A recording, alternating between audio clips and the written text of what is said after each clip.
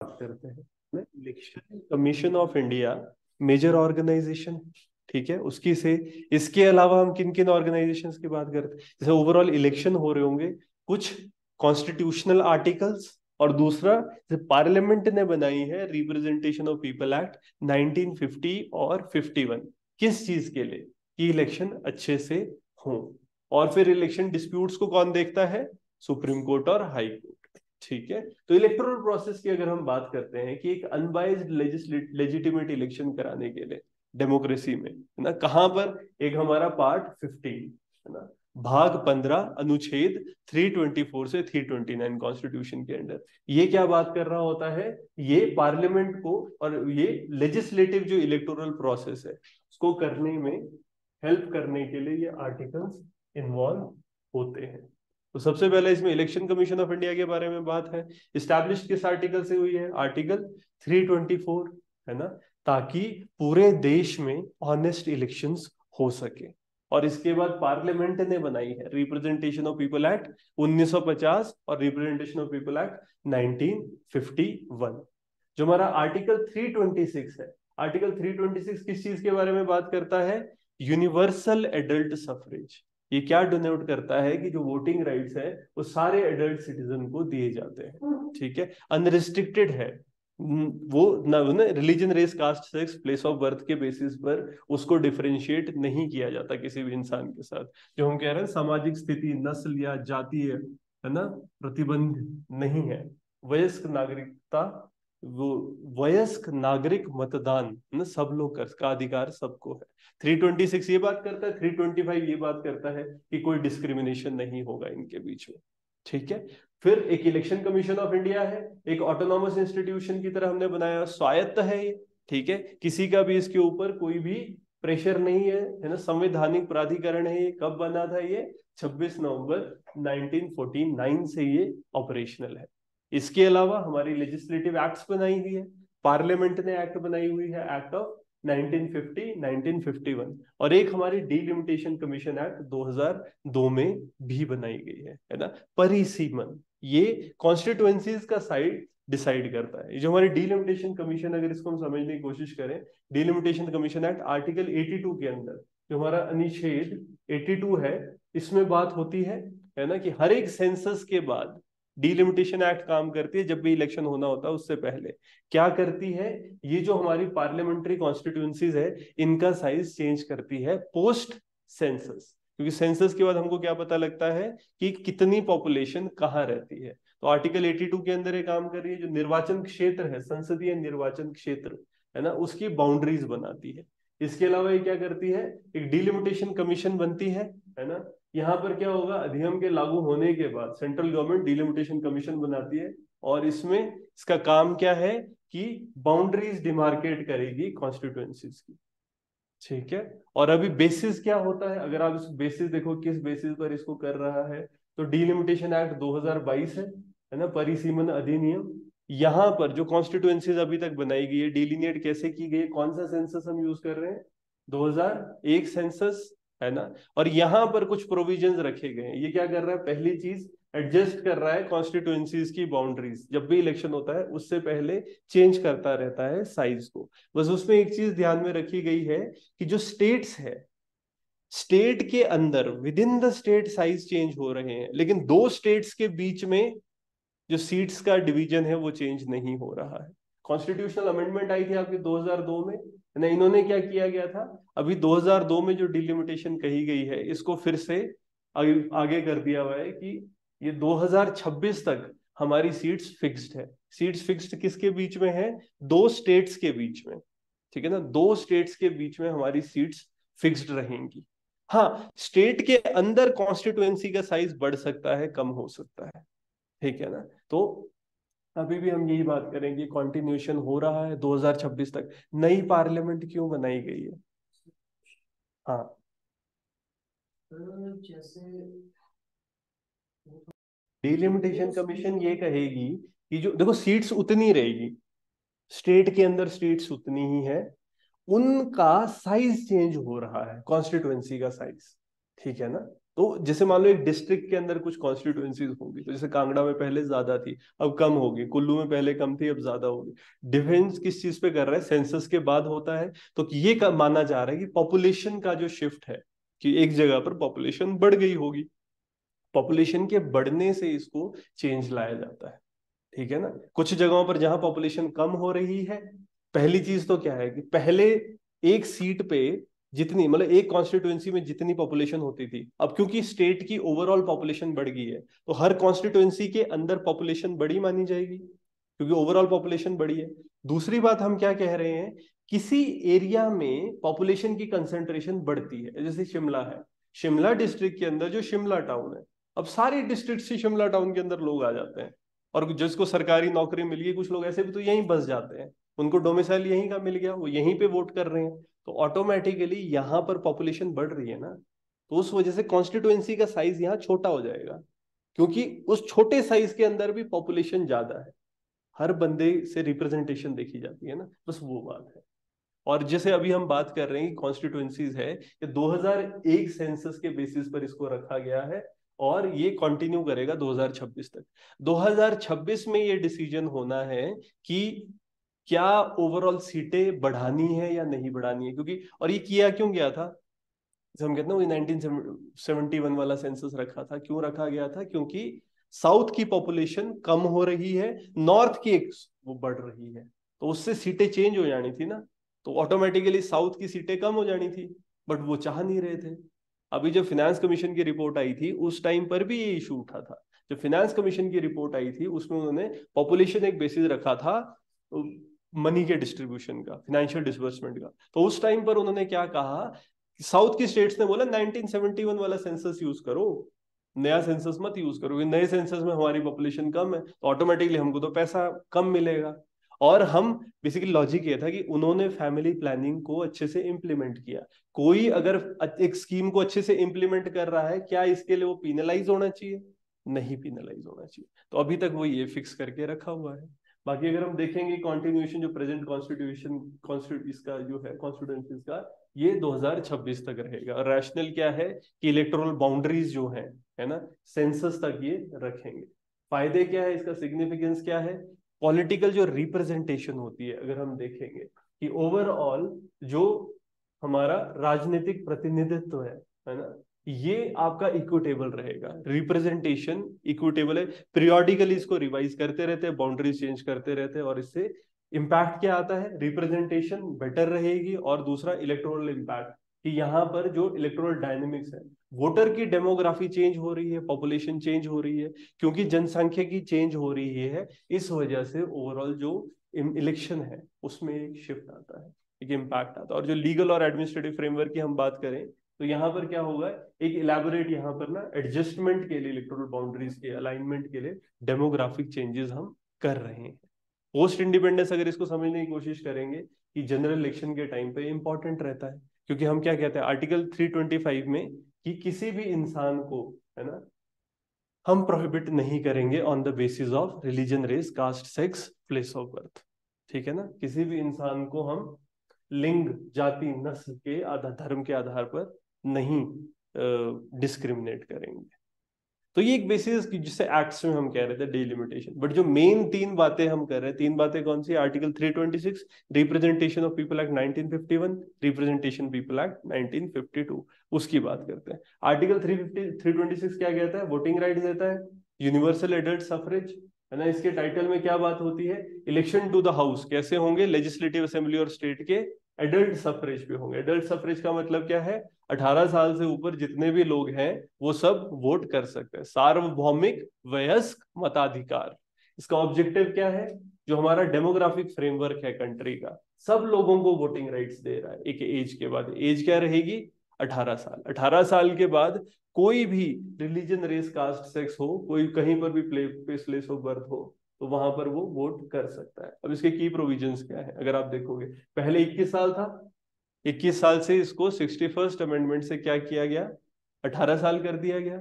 ठीक है ना, तो यहाँ पर मार्च 28 1989 से ये 18 ईयर्स हो गया था। कई बार पूछ लेते 61st अमेंडमेंट यही टाइम था जब इलेक्शन कमीशन ऑफ इंडिया में तीन तीन मेंबर, पहले सिंगल मेंबर था, फिर 3 मेंबर कर दिया, काम बहुत बढ़ गया था ना, तो उस टाइम पे इसको 3 मेंबर कर दिया गया था। कोई डिस्क्रिमिनेशन नहीं होता है ना, रिलीजन, रेस, कास्ट, सेक्स, इसके बेसिस पर नहीं कोई डिस्क्रिमिनेशन। इससे बेसिस पे क्या होता है, क्या समावेशी चुनावी प्रक्रिया आ रही है इसकी वजह से, है ना। स्पेशल प्रोविजंस है कुछ, जो इससे क्या होगा कि जो लोग हैं आर्म्ड फोर्सेस में होंगे या इंडिया से बाहर रह रहे होंगे, वो भी इलेक्टोरल प्रोसेस में पार्टिसिपेट कर सकते हैं, इवन दो वहां रह नहीं रहे हैं, स्टिल उनके लिए ये चीजें की गई है, ठीक है, आर्म फोर्सेज और जो लोग बाहर रह रहे हैं।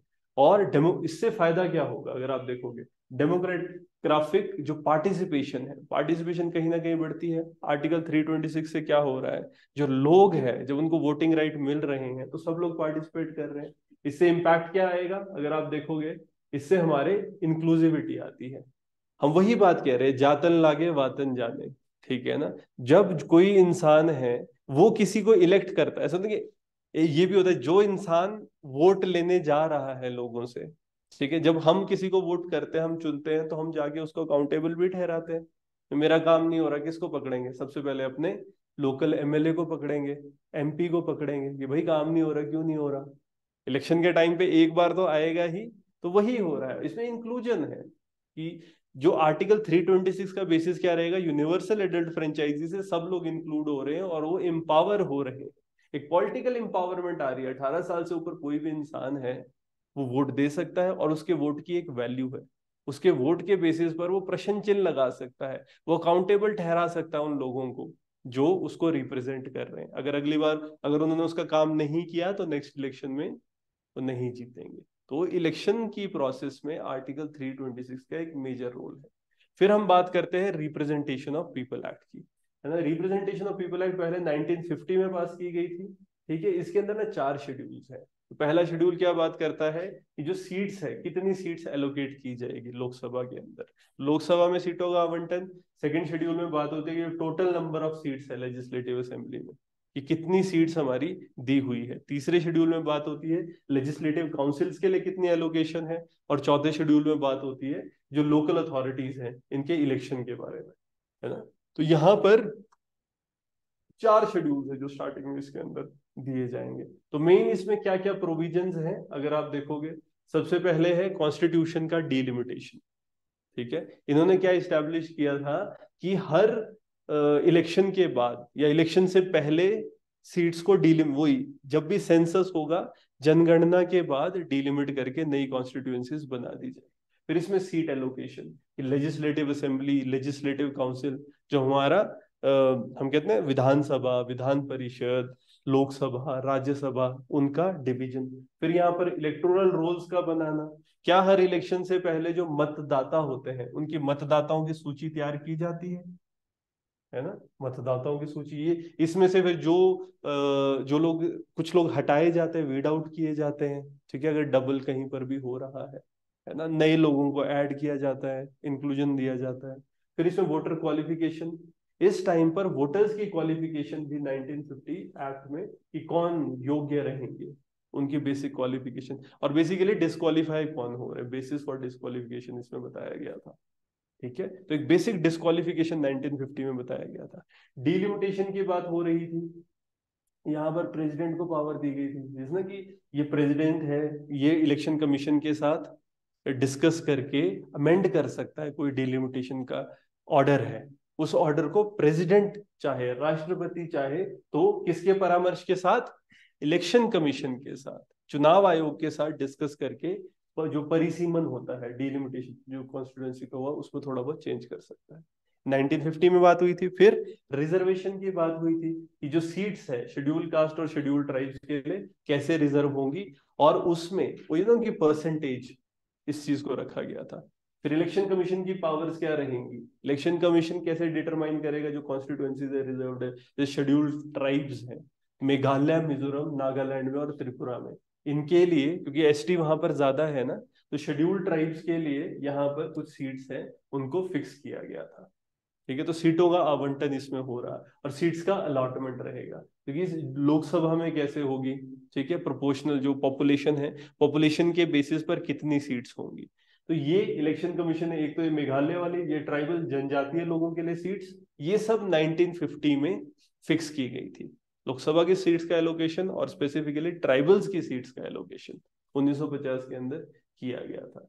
जब हम इलेक्टोरल रोल्स की बात करते हैं, है ना, मतदाता सूची में पहला इसमें रजिस्ट्रेशन, स्पेसिफिक क्या क्या क्वालिफिकेशंस रहेगी लोगों की, मतलब किन बेसिस पे, जैसे मान लो कोई बंदा क्रिमिनल रिकॉर्ड में हो, कोई बंदा जेल के अंदर है, वो वोट नहीं कर सकता। इलेक्शन में खड़े हो सकते हैं, वो एक अलग चीज है, बट हाँ, अगर कोई जेल में है वो इंसान, यही प्रोविजन में बीच में क्रिटिसाइज भी हुआ था, डिस्कस भी हुआ था कि आप अगर जेल में हैं तो आप वोट कर सकते नहीं, बट और नॉर्मली इलेक्शन में खड़े होने की ये होती है कि you should be a voter. जब वो वोट नहीं कर सकता तो वो इलेक्शन में खड़ा कैसे हो सकता है? कई लोग होते हैं ना जेल से ही खड़े हो रहे होते हैं, वो तो अंडर ट्रायल होते हैं, कन्विक्टेड नहीं होते हैं। कन्विक्टेड का एक अलग कॉन्सेप्ट है कि जो, है ना, प्रूव हो चुका है। तो वही इंक्लूजन कि कौन कौन, जैसे आर्म्ड फोर्सेस है, पुलिस फोर्सेस है, ये अगर बाहर सर्व कर रहे हैं, देखो ना 1950 पहले हमने प्रोविजंस बना दिए थे, उसके बाद फिर उसमें कुछ कुछ चेंजेस थे ना, 1950 में जो हमको इश्यूज लगे हमने वो ठीक किए कि कुछ लोग बाहर रहते हैं, सेवारत है, सशस्त्र सीमा, जो पुलिस वाले बंदे हैं बाहर रहेंगे, तो इन लोगों के लिए क्या प्रोविजंस होंगे। इसी के लिए स्पाउसल प्रोविजन, एक्चुअली क्या हुआ था कि पहले ना वाइफ ऑफ करके लिखा जाता था, ठीक है ना, जीवन साथी के लिए पत्नी, उसकी पत्नी है, इस तरह से यूज किया, फिर बाद में जेंडर न्यूट्रल बना दिया कि वो स्पाउस, वाइफ को स्पाउस शब्द यूज किया कि वो उसका स्पाउस, ये मेल फीमेल का स्पाउस, फीमेल मेल का स्पाउस, नहीं तो वहां पर वाइफ ऑफ यूज किया जाता था पहले, कि उसको थोड़ा जेंडर सेंसिटिव किया जाए। तो 1950 में एक ये भी चेंज लाया था। इसके अलावा कुछ पोजीशंस बनाई थी, जैसे चीफ इलेक्टोरल ऑफिसर, कि हर एक जगह पर मुख्य निर्वाचन अधिकारी होगा, सीईओ।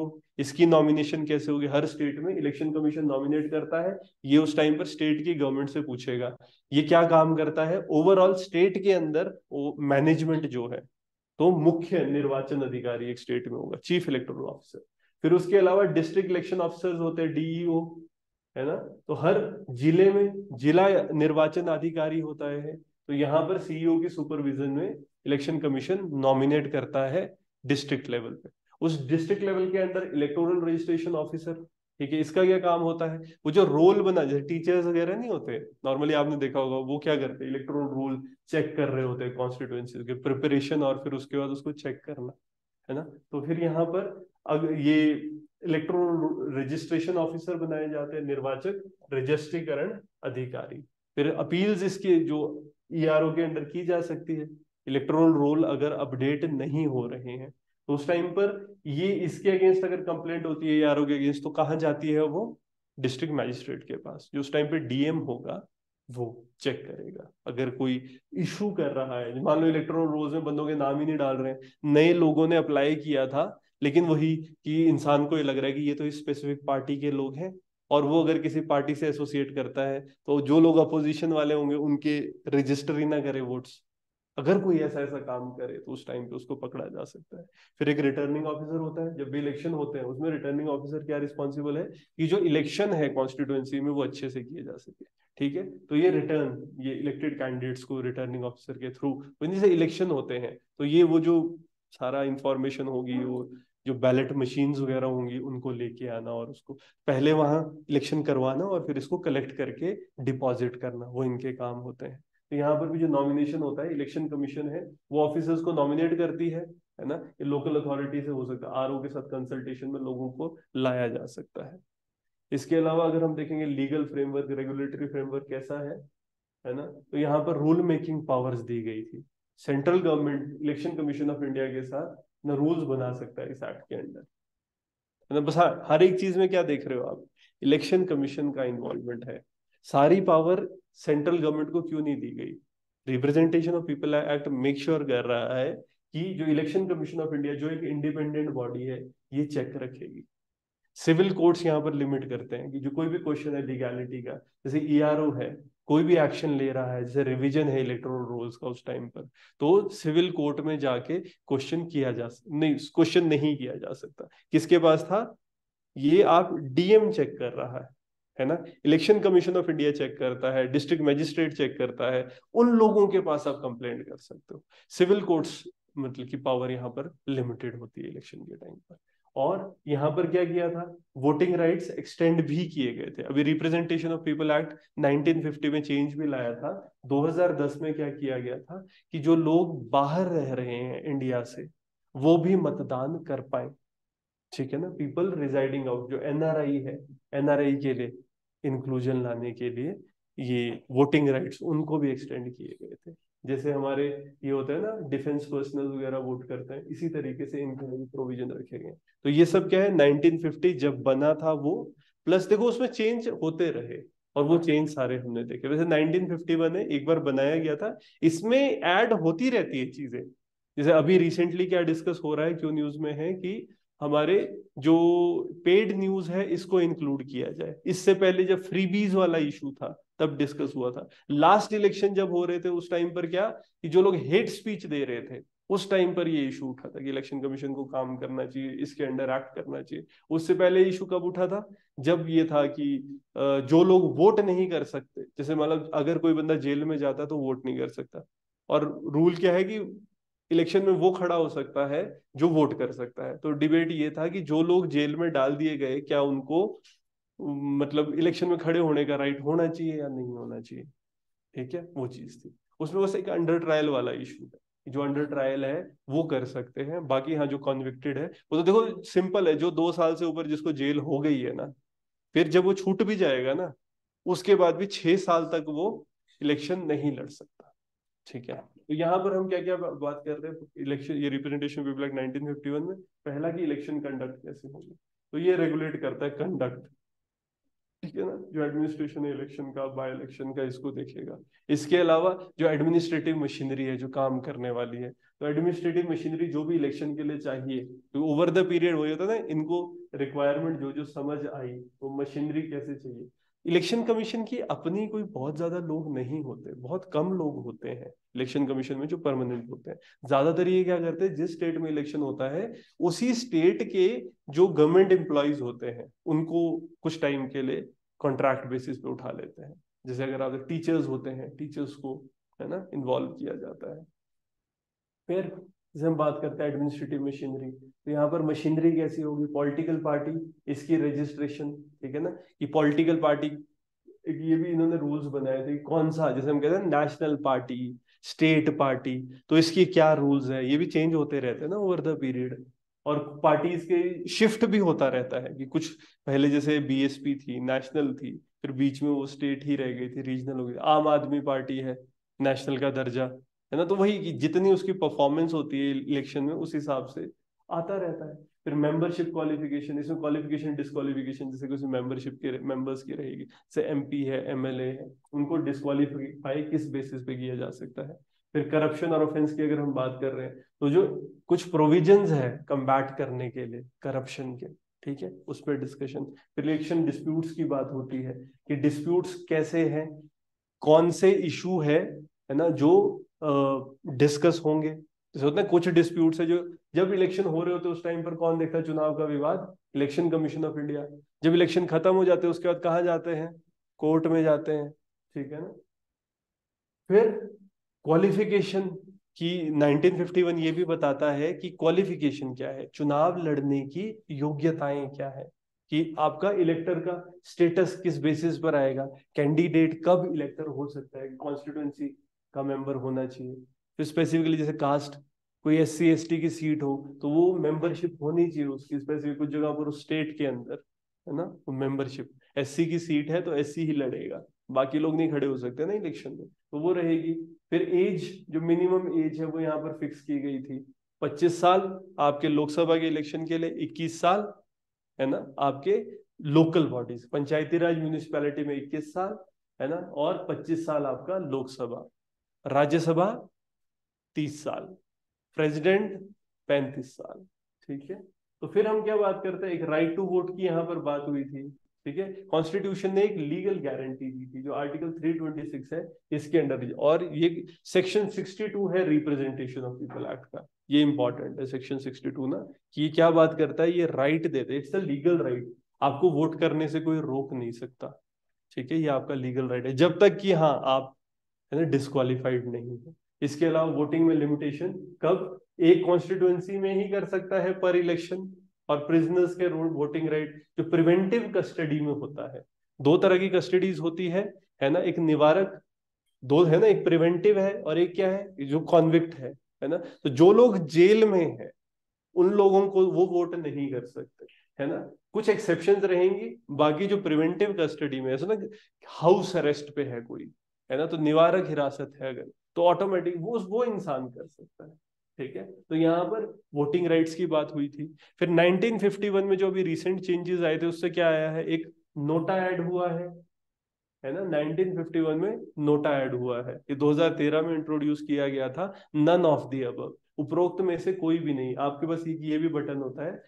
देखो, राइट टू रिजेक्ट है कुछ कंट्रीज में, कि वहां पर क्या होता है कि अगर मेजोरिटी लोग नोटा वोट करेंगे ना, तो जितने भी बंदे हैं वो सारे हटा के दोबारा से इलेक्शन होंगे और फिर नए कैंडिडेट्स आएंगे।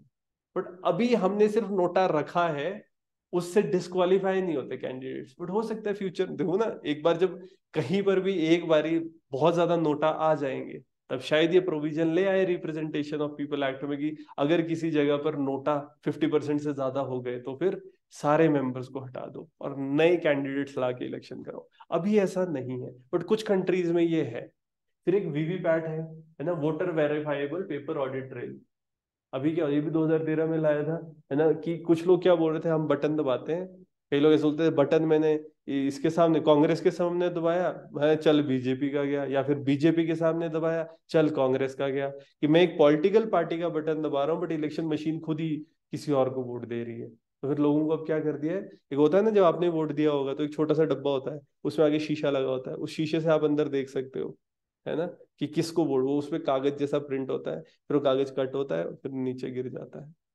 ठीक है ना, तो ये अब वोटर वेरीफाइबल है ना, पेपर ऑडिट ट्रेल, तो एक पेपर होता है और कुछ जगहों पर क्रॉस चेक करने के लिए वो रखा भी जाता है। ठीक है, कुछ मशीनों में वो क्रॉस चेक किया जाता है, ऐसे चेक करने के लिए ठीक कर रही है मशीन काम की नहीं। और अगर कहीं पर पंगा ही पड़ गया किसी दिन, लोग बोले नहीं नहीं जी बहुत दिक्कत हुई है, तो एटलीस्ट एक ऑप्शन रहेगी कि वो जो पेपर्स है उनको गिना जा सके। ठीक है, इसके अलावा पॉलिटिकल पार्टीज के लिए कुछ प्रोविजंस बनाए गए 1951 में, जैसे कि एसोसिएशन जो रजिस्टर इलेक्शन कमीशन के पास होनी चाहिए, कोई पंजीकरण कराना जरूरी है। फिर रिकग्निशन की बात, कि स्टेट की पार्टी कौन होती है, नेशनल पार्टी कौन होती है। उसके अलावा कम्युनिकेशन चेंजेस कोई नेम में हो, एड्रेस में हो, पॉलिटिकल पार्टी को ये बताना पड़ता है। ठीक है, बाकी डी रिकग्निशन, इलेक्शन कमीशन चाहे तो किसी पार्टी को डी रिकग्नाइज भी कर सकती है, जैसे बीएसपी को बीच में कर दिया था स्टेट पार्टी। तो नेशनल पार्टी, स्टेट पार्टी, उनकी रिकग्निशन डी रिकग्निशन इनके हाथ में होती है। इसके अलावा एक वॉलेंट्री कंट्रीब्यूशन की बात हुई थी, कि जो लोग राजनीतिक दलों को पैसा देते हैं, स्वैच्छिक योगदान। स्वैच्छिक योगदान में क्या डिस्कशन हुआ था, दो जैसे अभी रिसेंट 2000 से ऊपर बिना उसके क्या बोलते, बिना पर्ची के आप पैसा नहीं दे सकते, मतलब पार्टी को बिल काटने पड़ेंगे। ये चीजें होगी, ये चेंज होगी। डोनेशन की एक्सेप्टेंस, रजिस्टर्ड पार्टी कर सकती है वॉलंटरी कंट्रीब्यूशन, किसी बंदे से, किसी कंपनी से। जब कंपनी की डोनेशन आ रही है वो कर सकते हैं बिना किसी ऑब्लिगेशन के, है ना, कि रिपोर्ट करने के। कि पहले था ना कि रिपोर्ट करना पड़ेगा, वो हटा दिया था कि कंपनीज डोनेट कर सकते हैं बिना रिपोर्ट की। बस ये है कि ऑनलाइन होगी। कैश डोनेशन है मैक्सिमम कितना, 2000 से ऊपर होगी तो यहाँ पर जो डोनेशन है उसकी पर्ची कटेगी। 2000 से ऊपर कैश नहीं एक्सेप्ट कर सकती किसी भी बंदे से। वो जो पॉलिटिकल पार्टी है उनको क्या करना पड़ेगा, उसका बिल देना पड़ेगा, और वो सारी बिल देंगे, वो इसकी इंफॉर्मेशन किसके पास जाएगी, donation report election commission of India के पास देनी पड़ती है। उसके अलावा कैश डोनेशन है वही 2000 से ऊपर नहीं। फॉरेन कंट्रीब्यूशन, ये फॉरेन कंट्रीब्यूशन ले सकती है बट बेसिस क्या रहेगा, वही ना foreign contribution regulatory act FRC ये जो होती है, उसमें इसको थोड़ा कंट्रोल किया जाता है।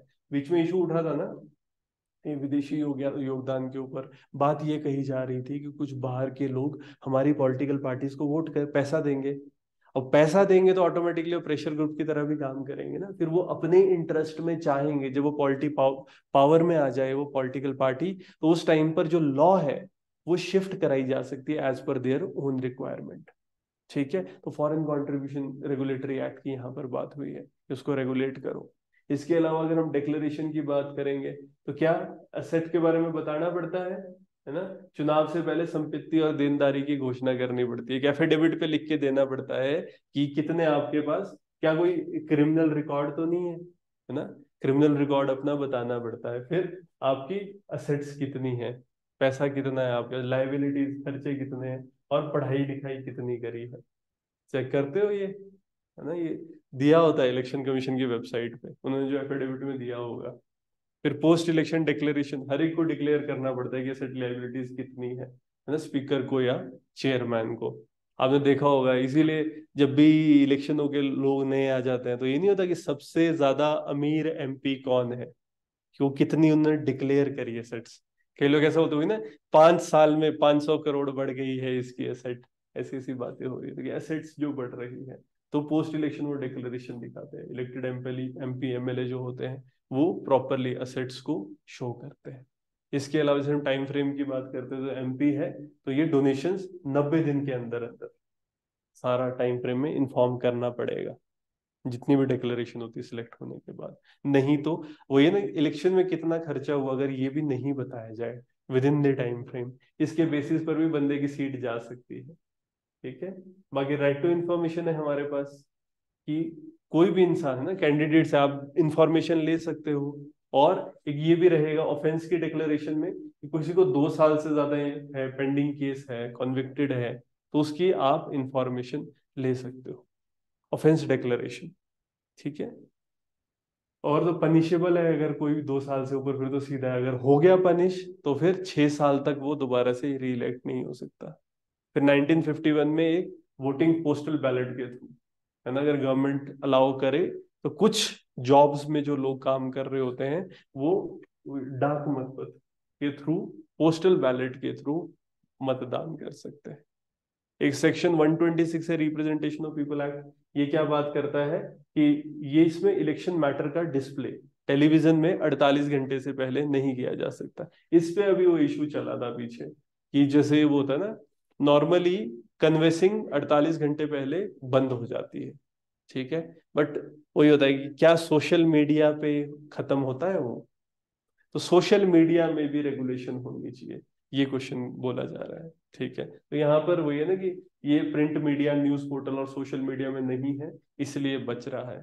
तो 126 एप्लीकेबल नहीं है, ये इशू उठा था बहुत, कि सोशल मीडिया ये भी तो इम्पैक्ट करता है।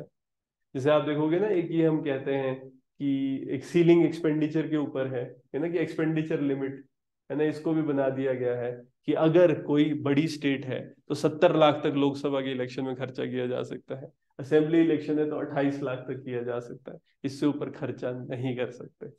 बट क्या सच में इतना होता है, ये एक प्रश्न चिन्ह है। ठीक है। वोट की काउंटिंग की अगर हम बात करते हैं, है ना, तो जब काउंटिंग की बात करें, गिनती की बात करें, तो किसकी सुपरविजन में होता है, जो रिटर्निंग ऑफिसर है। ठीक है। वहां पर कुछ कैंडिडेट्स की इन्वॉल्वमेंट भी रहती है। जो कैंडिडेट्स है, हर एक का जो बंदा होता है, हमने देखा होगा जब इलेक्शन में होते हैं तो बाहर हर एक पार्टी के रिप्रेजेंटेटिव भी बैठे होते हैं, वो बताते हैं नंबर क्या है। ठीक है ना, ये चीज रहेगी। तो इलेक्शन एजेंट है, काउंटिंग एजेंट्स है, ये सब होते हैं। इसके अलावा बैलेट पेपर इशू करना, तो रिटर्निंग ऑफिसर ये रिपोर्ट करेगा अगर कोई लॉस, डैमेज, टेम्परिंग। पहले बैलेट पेपर होते थे, उन पे काउंटिंग होती थी, है ना। अभी भी जैसे लोकल एरिया में जब इलेक्शन होते हैं, कुछ जगहों पर बैलेट पेपर्स ही यूज होते हैं, तो उसका बारे में वो रिटर्निंग ऑफिसर को इंफॉर्मेशन देनी होती है। और फिर इसमें प्रॉपरली डिफाइन किया गया है करप्ट प्रैक्टिसेस क्या क्या रहेंगी। जैसे आप ये देखोगे कि दायरा क्या है, जितने भी नॉन गवर्नमेंट ऑफिशियल्स हैं, है ना, अगर गवर्नमेंट नॉन गवर्नमेंट लोग ऑफिशियल्स इसमें इन्वॉल्व होंगे तो करप्ट प्रैक्टिसेस, ब्राइबरी, अगर कोई गिफ्ट दे रहा है, इम्योलमेंट्स दे रहा है, वो ब्राइबरी में कंसीडर होता है। पैसे नहीं दे सकते इलेक्शन में, अगर कोई पकड़ा गया ना ये पैसे बांट रहा था, ऐसे फ्रीबीज है, उसको तभी तो रिप्रेजेंटेशन ऑफ पीपल एक्ट में क्वेश्चन किया जाता है। जैसे कि इलेक्शन से पहले फ्रीबीज दे रहे हैं, वो कई बार ये जैसे फ्री में बिजली देते, फ्री में पानी देते, कई लोग इसको भी फ्रीबीज के लिए क्वेश्चन कर रहे होते हैं। बट ये फिर वही ना, कि ये तो एडमिनिस्ट्रेटिव वो है, डिसीजन है। बट कुछ लोग बोलते हैं कि हाँ फ्रीबीज है। बाकी अगर अनड्यू इन्फ्लुएंस करने की कोशिश है, कोई भी इलेक्टोरल राइट, आप कुछ भी ऐसा करो जिससे एक अनुचित प्रभाव एक इंसान के बिहेवियर में आएगा वोटिंग करने के लिए, है ना, तो उसको भी रिप्रेजेंटेशन ऑफ पीपल एक्ट में चैलेंज किया जा सकता है ना। कोई भी इन्फ्लुएंस, किसी भी ऑफिसर को इन्फ्लुएंस करने की कोशिश करना, इट्स अ बिग क्राइम। ठीक है। फॉल्स स्टेटमेंट्स देना, है ना, कोई भी पब्लिश कर रहा है फॉल्स स्टेटमेंट किसी बंदे के पर्सनल कैरेक्टर के बारे में, इलेक्शन से पहले किसी के बारे में बोल दिया अरे इसने तो ऐसा ऐसा किया था, तो कोई गलत बयान देना भी रिप्रेजेंटेशन ऑफ पीपल एक्ट के अंदर आता है। ठीक है। इसके अलावा व्हीकल हायरिंग, इसमें भी होता है कि जो सरकारी व्हीकल्स हैं, ये चीज की जाती है ना कि जो सरकार में इन पावर है और अपोजिशन है, ये चीज चाही जाती है कि इन पावर वाले लोगों को एक्स्ट्रा फायदा ना मिले, तो वो सरकारी व्हीकल्स को यूज नहीं कर सकते अगर वो कन्वेंसिंग के लिए जा रहे हैं। ठीक है। सरकारी काम के लिए सरकारी व्हीकल यूज हो सकती है। तुमने देखा होगा नॉर्मली जो सीएम पीएम होते हैं, उन्होंने जब जाना होता है रैली के लिए, वो क्या करते हैं, एक जगह से दूसरी जगह जाएंगे सरकारी काम दिखाने के लिए, सर्किट हाउस में उतरेंगे, है ना, वहां पर ऐसे दिखा देंगे कि सरकारी काम था, फिर वहां से पर्सनल गाड़ी में जाएंगे। क्योंकि अगर आप कन्वेंसिंग में जा रहे हो तो सरकारी सामान यूज नहीं कर सकते। बेसिकली किया इसलिए जाता है ताकि जो पार्टी इन पावर है और जो पार्टी इन अपोजिशन है, पार्टी इन पावर सरकारी तंत्र का यूज करके बेनिफिट्स ना उठा ले, वो भी रिप्रेजेंटेशन ऑफ पीपल एक्ट के अंडर आता है। ठीक है। इसके अलावा जैसे एनिमिटी कोई अगर बढ़ाएगा, जैसे पनिशमेंट्स है, अगर कोई ना अप टू 3 इयर्स सजा, कि अगर धर्म के नाम पर, किसी को कास्ट के नाम पर, रिलीजन के नाम पर किसी को डिवाइड करने की कोशिश कर रहे हैं, 3 साल, 3 साल का मतलब ऑटोमेटिकली 6 साल के लिए जब छूटेगा तो वो भी गया। तो 6 साल में 2 बार तो इलेक्शन हो ही जाता है, तो 2 बार तो मतलब वही ना, खत्म करियर उसके बाद, अगर 2 इलेक्शन में बंदा खड़ा ना हो। तो यही है, ये इम्प्रिजनमेंट है, ये भी इसके अंदर होता है। फिर मीटिंग, पब्लिक मीटिंग की प्रोहिबिशन 48 आवर्स से पहले, सार्वजनिक बैठक 48 घंटे से पहले नहीं की जा सकती। फिर इसमें डिस्क्वालिफिकेशन एमपी एमएलए का, ये भी रिप्रेजेंटेशन ऑफ पीपल के एक्ट के अंडर आता है। एमपी एमएलए कैसे डिस्क्वालीफाई हो सकते हैं, और जो कॉन्विक्ट हो गया है 2 साल के लिए, वो अगले 6 साल के लिए रिलीज होने के बाद इलेक्शन नहीं लड़ सकता। ठीक है। तो कन्विक्शन बेस्ड डिस्क्वालिफिकेशन अगर हम कहेंगे, दोष सिद्धि के बाद 6 साल तक इलेक्शन नहीं लड़ सकते।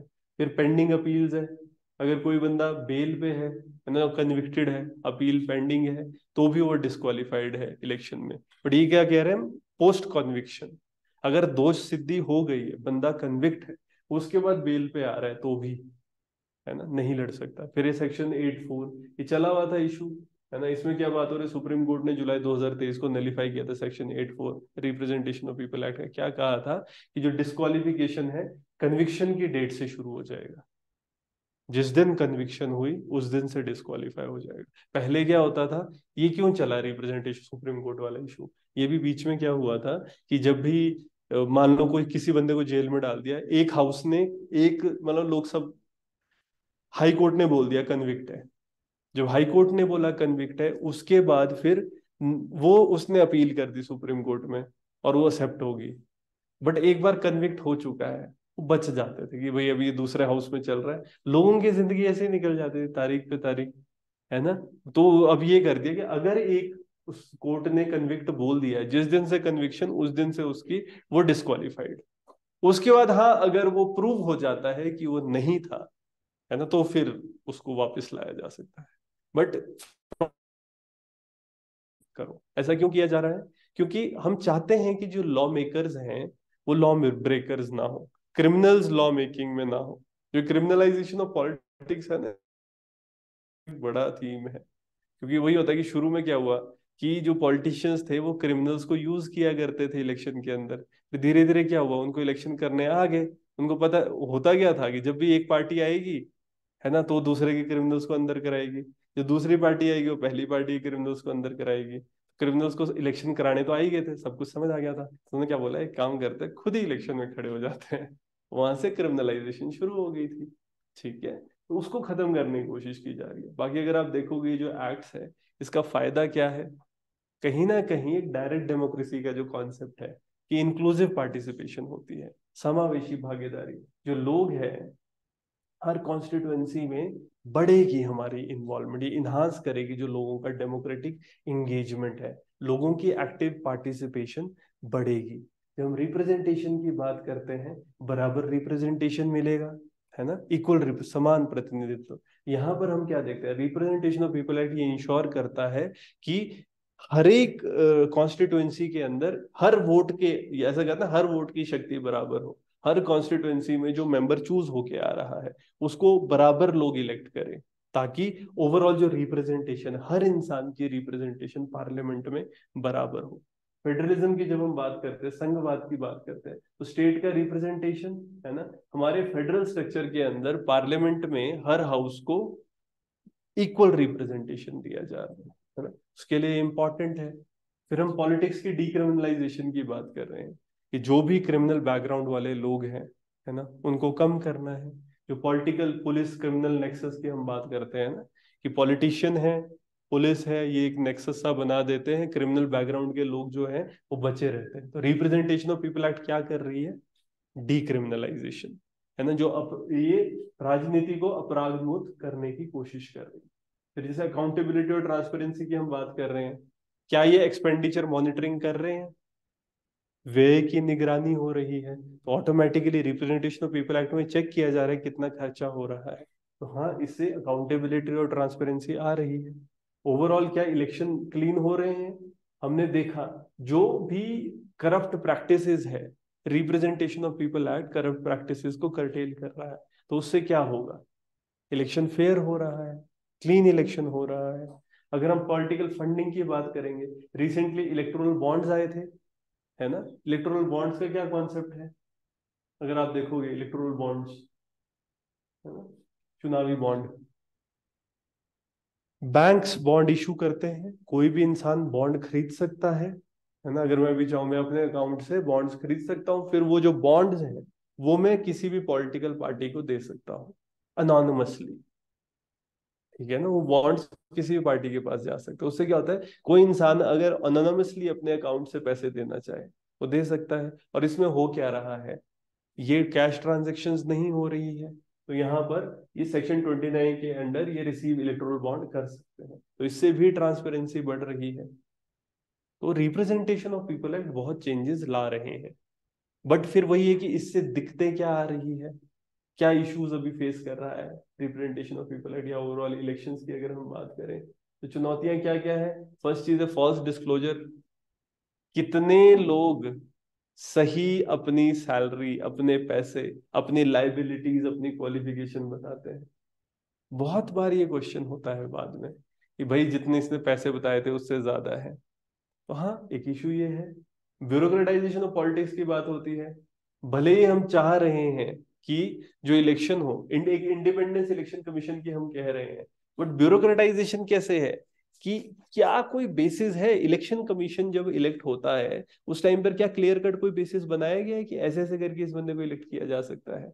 उसकी इंडिपेंडेंस को मेक श्योर करने के लिए उसके इलेक्शन के लिए क्या किया जाता है? मान लो जैसे जजेस के लिए कलीजियम सिस्टम है, क्या इलेक्शन कमीशन के लिए कुछ ऐसा है? और जब इलेक्शन कमिश्नर रिटायर होता है तो क्या इलेक्शन कमीशन के रिटायर होने के बाद उसके कुछ प्रोविजंस है कि रिटायर पोस्ट रिटायरमेंट बेनिफिट ले सकता है इलेक्शन कमिश्नर?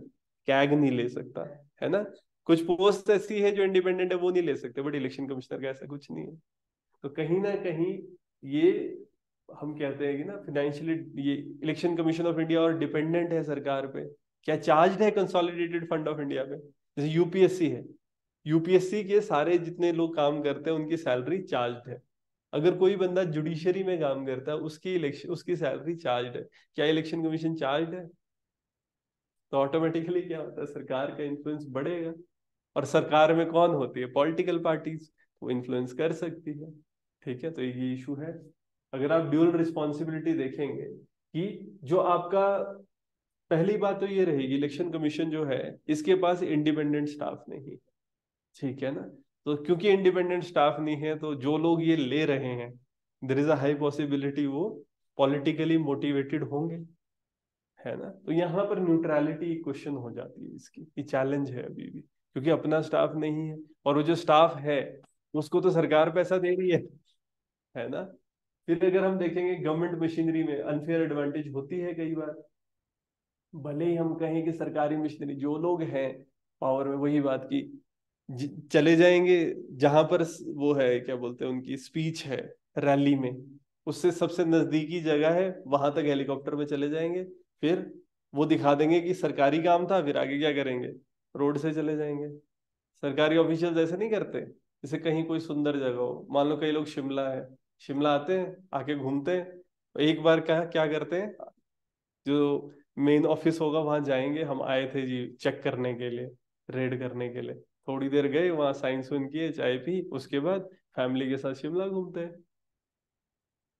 तो वही मिसयूज ऑफ फंड हो सकता है। जो मशीनरी है, जो पार्टी इन पावर है, अभी भी प्रॉपर प्रोविजंस नहीं है, रूलिंग पार्टी मिसयूज करती है, कर सकती है। तो क्या करना चाहिए? तो अभी जैसे कुछ इश्यूज डिस्कस हो रहे हैं, एक ओपिनियन पोल का इशू है, ठीक है ना। ओपिनियन पोल क्या होता है, इवन इसको रेगुलेट करने की बात भी हो रही है, क्योंकि हमारे देश में जब इलेक्शन होते हैं तो वो फेजेस में होते हैं। तो जैसे एक जगह का अगर रिजल्ट निकले, तो उससे पहले ही, जैसे ना एक बार इलेक्शन हो गई, उसके बाद लोग ओपिनियन पोल निकालने लग जाते हैं कि मतदान, कि कैसे कौन जीतेगा, एग्जिट पोल कहते हैं ना, मतदान का पैटर्न कैसा रहा, लोग इसको समझ के बोलने की कोशिश करते हैं। इसमें इशू क्या है ओपिनियन पोल में? एक जगह से अगर ओपिनियन पोल आ रहा है, वो क्या होता है, वो कहीं ना कहीं नेगेटिवली इम्पैक्ट करता है ओवरऑल, कि बाकी जो बाद में वोट करने वाले हैं उनके पैटर्न को भी तो वो इम्पैक्ट करेगा। मान लो हमको पता लग रहा है एक पॉलिटिकल पार्टी हर जगह जीत रही है, वेव चली आ रही है, ऐसा ऐसा ओपिनियन पोल बोल दे, एग्जिट पोल बोल दे, तो उससे जो बाद में वोट करने वाले लोग होते हैं उनके दिमाग पे भी प्रभाव पड़ता है। इसीलिए ओपिनियन पोल को क्वेश्चन किया गया। फिर ये फॉल्स डिक्लेरेशन की बात होती है, कि एफिडेविट की एक्यूरेसी, है ना, कि अगर कोई एफिडेविट पे लिख के दे रहा है, तो ऑटोमेटिकली अगर वो झूठा घोषणा पत्र दे रहा है, उसके अगेंस्ट एक्शन होने चाहिए। इलेक्शन कमीशन की इंडिपेंडेंस, हम ये बात कह रहे हैं, जैसे ब्यूरोक्रेटाइजेशन की बात, कई बार तो ब्यूरोक्रेट्स ही इलेक्शन कमिश्नर बनते हैं, आपने देखा होगा कि जो लोग इलेक्शन कमिश्नर है उनका पिछला बैकग्राउंड क्या होता है, सिविल सर्वेंट रह चुके होते हैं वो, ठीक है ना। तो सिविल सर्वेंट्स अगर आपके ब्यूरोक्रेट हो रहे, ब्यूरोक्रेटाइजेशन हो रहा है, तो इंडिपेंडेंस क्वेश्चन हो रही है। और जो पैसा है, बोला ये जा रहा है कि इनके पैसे को चार्ज कर दो, भारित कर दो संचित निधि के ऊपर, कंसोलिडेटेड फंड ऑफ इंडिया पे ये चार्ज होना चाहिए, ठीक है। इसके अलावा जो डीलिस्टिंग होनी चाहिए, इलेक्टोरल रोल की एक्यूरेसी, जैसे अब क्या बात हो रही है, वो नहीं होता आधार, आधार से जोड़ के इलेक्टोरल रोल्स की डीबिडिंग करो, ये बात हो रही है, ठीक है। तो इलेक्टोरल रोल की एक्यूरेसी पे काम होना चाहिए। इसके अलावा जो स्टेट फंड है, एक स्टेट फंडिंग का कॉन्सेप्ट भी है, वे फॉरवर्ड में ना ये चीज बार बार आती है बात, कि कुछ कंट्रीज में क्या होता है, कि जो गवर्नमेंट है, गवर्नमेंट पे करती है इलेक्शन के लिए, पार्टी बता देगी ये हमारे कैंडिडेट्स है, वो इंडिपेंडेंट भी खड़ा हो रहा है अगर, उसके बाद गवर्नमेंट सबको पैसे देगी, और वो बराबर पैसे देगी। अब वो लोग उससे कन्विंसिंग करेंगे, अपने पैसे नहीं लगाएंगे। बहुत जगह पर ये डिस्कस होता है कि स्टेट फंडिंग ऑफ इलेक्शन होनी चाहिए, अगर ये होगी तो जो मनी का इन्फ्लुएंस है वो मिनिमाइज होगा। किसकी रिकमेंडेशन है ये? इंद्रजीत गुप्ता कमेटी की, ठीक है। तो इंद्रजीत गुप्ता कमेटी है, लॉ कमीशन है ना, national commission, second administrative reform commission, इन सब कमीशंस ने रिकमेंड किया था कि हमको क्या करना चाहिए, स्टेट फंडिंग ऑफ इलेक्शन होनी चाहिए। तो एक आइडिया है, बट वही बहुत लोग इसको प्रश्न चिन्ह लगाते हैं कि should it be really done और नॉट, है ना। बाकी इलेक्शन कमीशन है, इसके पास बहुत ज्यादा कंप्रिहेंसिव पावर दी गई है। जब हम देखते हैं इलेक्शन के टाइम पर, कहीं ना कहीं जो ये और इनके ऑफिसर्स, है ना, क्यों हम इनको पावर दे रहे हैं, ताकि फ्री और फेयर इलेक्शन करवा सके। देश में जिम्मेदार ऑफिसर्स है ना, उनको चूज किया जाए, और इलेक्शन कमीशन प्रोएक्टिव अप्रोच से काम करे, ताकि जो ओवरऑल इलेक्शंस है, इलेक्शंस इंटीग्रिटी से किए जा सके, विवेकपूर्ण से, और जो लोग हैं, लोगों की जो पर्सपेक्टिव है